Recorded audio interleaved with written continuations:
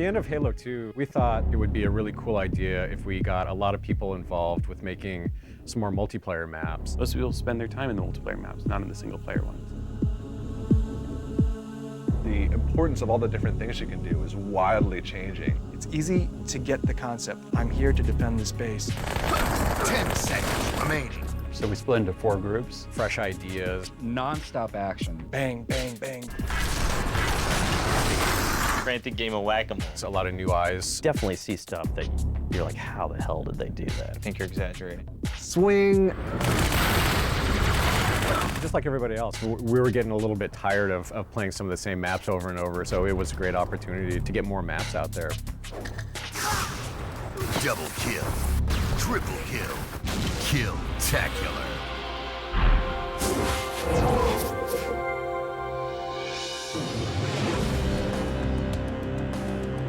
Containment is a big map. It's definitely the biggest map in the downloadable content. 2 team capture the flag, 8 on 8. This map is so big, the Xbox can't even hold it. We're visiting the quarantine zone. These zones were created by the Sentinels in order to prevent the flood from escaping further and infecting even more of the Halo structure. It was supposed to be just a straight-up conversion of Timberland from Halo PC. The bases are more intricate. Because they're basically the Sidewinder bases. And more interesting. Change it even further. More dynamic. Just change it all together. 2 rocket launchers. There's also 2 sniper rifles. 2 warthogs. A Banshee. And then outside of your wall is a tank. We tried to do some things that the other big maps didn't, incorporating the tank, hopefully effectively this time. They sort of flesh out their ideas with Max or riding shotgun over all of them, making sure that they're not getting too crazy. We were going to have what we call boo bags. They would just be these clusters of these boogers all over the level that would explode and harm you. Max decided that they bounced too much, so he made them pretty static. If they're going to make a change for artistic reasons, it's really helpful when they also can think, how is this going to affect actual gameplay? Whenever you ask Cotton or Paul about it, they get pretty upset because they like them the way they were. You wonder why this map took 3 months to make. There wasn't really any precedent for bouncing testicles of death. I hate video games. What?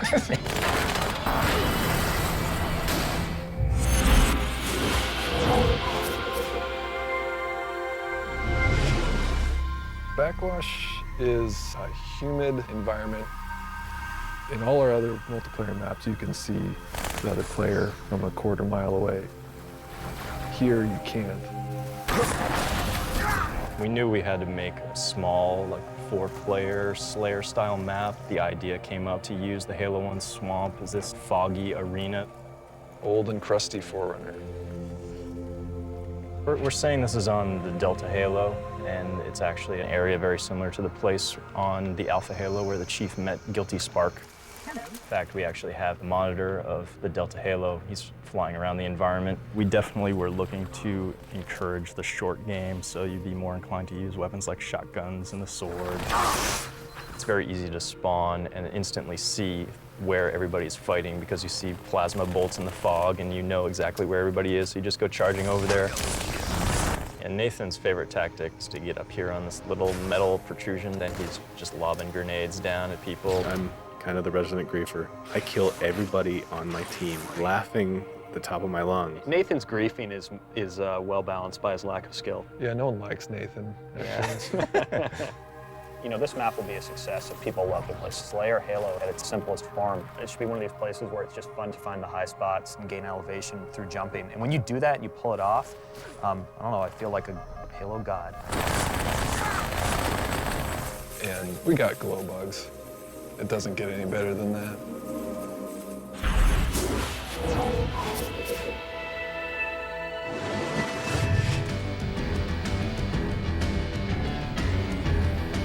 Terminal. It's a train terminal. Exists in New Mombasa. It's supposed to be Zanzibar Plus. What if we took Zanzibar to the next level? What would that map be? It's completely asymmetrical. There are 2 bases, but it's not a mirrored environment or an environment that is rotated so it's identical on both sides. The nature of it is it's imbalanced. So the attackers have a starting location and the defenders have a base, but they're not equal in like which one is easier to defend or easier to attack. The only real dynamic element is the train. If you play too close to the tracks, you'll die.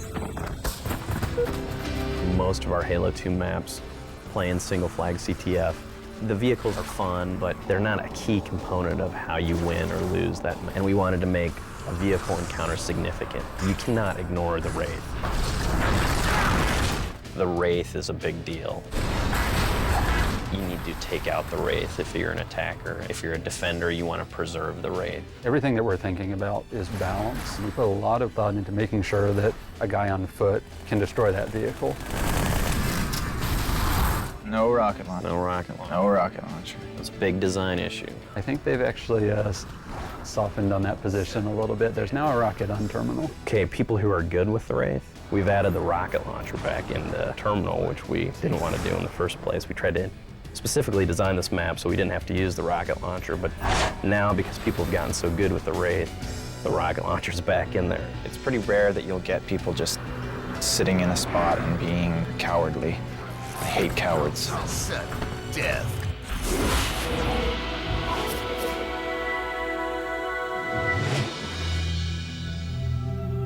This is a remake of Longest, one of the maps in Halo 1. It's supposed to be this dirty cargo freighter.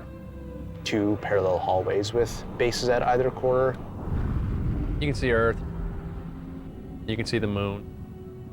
I thought about that I really hated about Longest that I wanted to fix. The ladders really destroy the realism.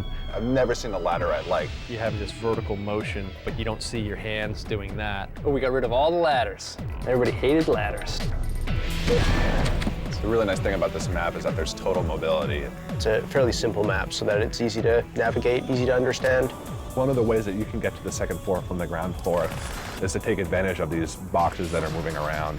Gameplay-wise, they create a very huge change because they create this jumping path that you can get between the 2 levels on the map from any point. One of the interesting things that just kind of fell out of this design, and this is not intentional, if you are on the conveyor belt, even though you're moving faster than the motion sensor, if you're standing still, you don't show up. It has like this one thing that we've never had before, which is you can hide and actually end up in a different spot than you were, and the whole time you won't be on the motion sensor. I wanted to put the ladders back in, but make them slanted so that you didn't have the same horrible problems that you did. He never expressed that to us. Yeah, I never expressed that. He would have got shot there. That would have been a problem.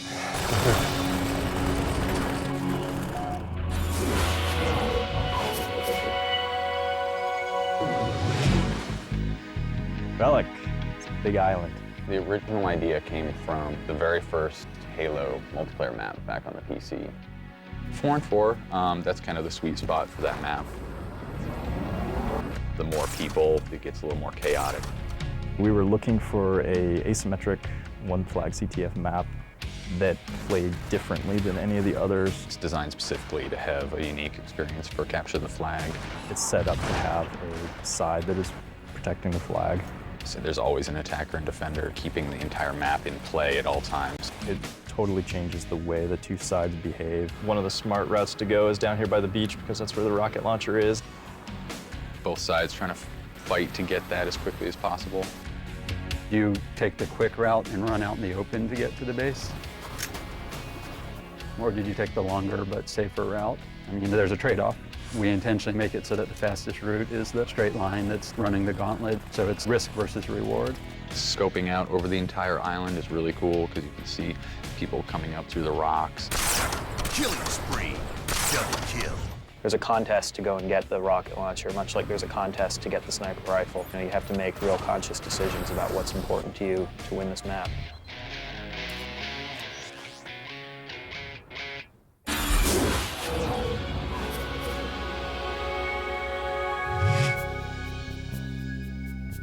Gemini. Its origin is in Marathon. In Marathon Infinity, there was a map called Duality. That's the fundamental structure that we took. It's not really a symmetrical or asymmetrical map. It's an arena free-for-all map. We wanted it to feel wholly otherworldly. This isn't something for the rest of the Covenant. This is the Prophet's antechamber. The 2 rooms, the ramps in the lower lobby. The teleporters that let you rapidly move to another part of the map. The doors seem really mundane, but a door actually lets you play with a person. That's what this is, corridors. Cool, moody lighting, lots of artfully well-placed weapons, and good combat. So that's the essence of a good ground pounder. Even walking slowly, I can cover the entire map in about 15 seconds. That makes it very difficult to actually mount a defense. Our engine is designed for a mix of different weapons that work at different ranges. You can only carry 2. The reason you pick up 2 plasma rifles is not so you can squeeze both triggers at the same time. It's so that you can pulse them. Like, you can fire one until it burns and then fire the other while the other one's cooling off. Because if you need to reload when you're dual wielding, then you're basically screwed.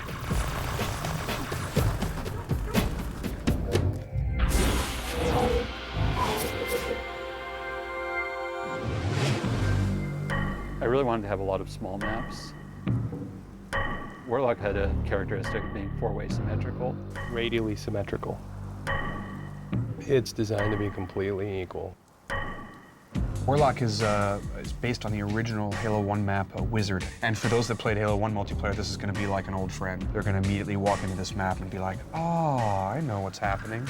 I thought it'd be fairly easy to get Warlock up to speed, considering that the geometry already existed. We had to mark off each base with a different color so that you wouldn't get lost. And it's pretty easy to get lost in a place where every 4 of the corners look identical. The game is really giving you something that you look at and something that you hear. We have almost 36,000 pieces of audio that went into Halo 2. Territory control. With 64 surround sound voices. Double kill. And if you're playing multiplayer and you have a big battle going on around you, you are probably more than likely hitting that 60 to 64 voice limit pretty easily. Lost the lead.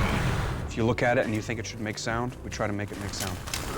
I put some things like there's bats. No bats. So I think they're up in there somewhere. I'm sure, yeah.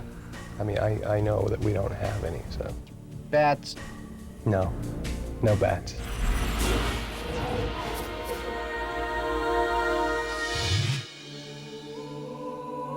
Sanctuary is about a battle that takes place on the Delta Halo. You could envision Delta Temple being in the distance behind the cliff and behind the waterfall. It should look like a single-player map, but play like a multiplayer map. It's old Forerunner architecture, supported by some newer Forerunner metal structures. It's really important to us that people believe that they are real places in our universe.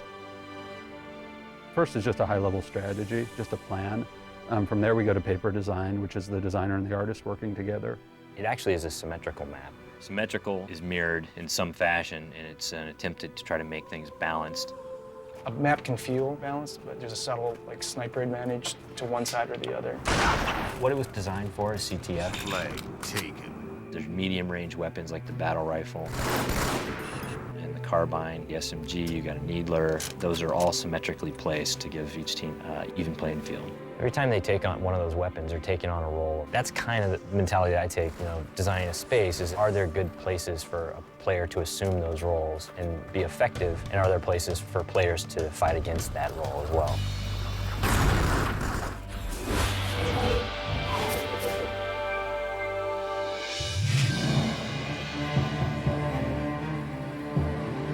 Turf.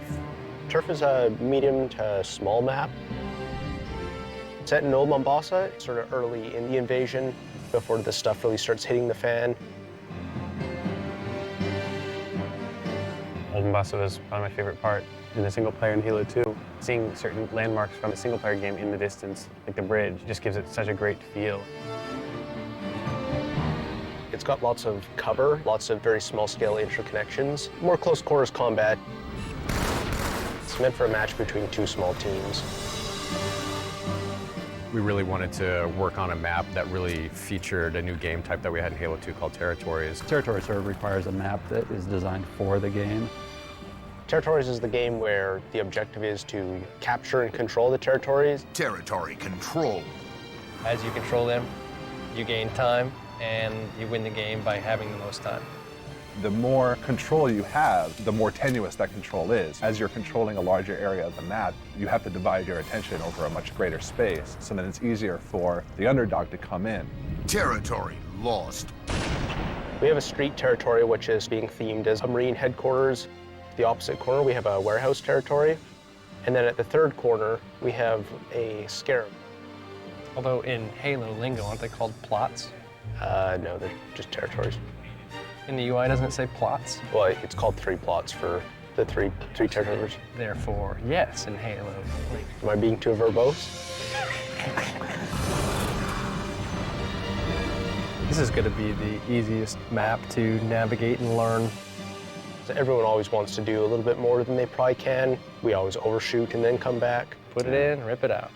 This map has probably had the most work done on it of all the maps.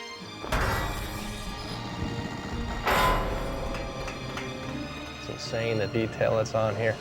This is probably my favorite Halo map thus far. It's awesome. I love this map. I like it. It's a fun map, and I did no work. Territory control. As a game developer, you really get to enjoy 2 games. One is the game of creating the systems and the art itself, and then the other one is to actually play test it. The rest of the staff is working on all these maps. What's the animation team going to be doing? Part of this process was getting everybody to take on a new challenge and even expand those skills in new ways that they hadn't thought of before. So that was a great opportunity to get a cinematic together. We looked at the way we combined animation and sound and everything else into the cinematics in Halo 2 and how we could make that process better. We didn't feel like our pipeline was really well thought out, and we wanted to go through it again and come up with new tools. We were all like, well, let's do a short film.